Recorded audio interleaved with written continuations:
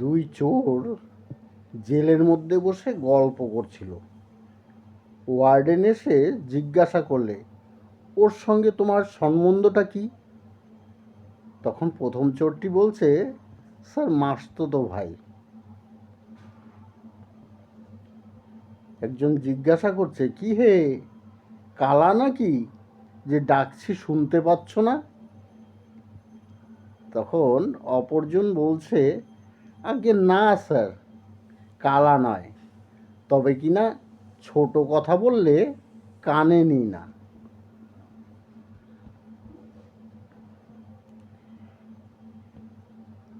কেউ জলে ডুবে গেলে কি করে?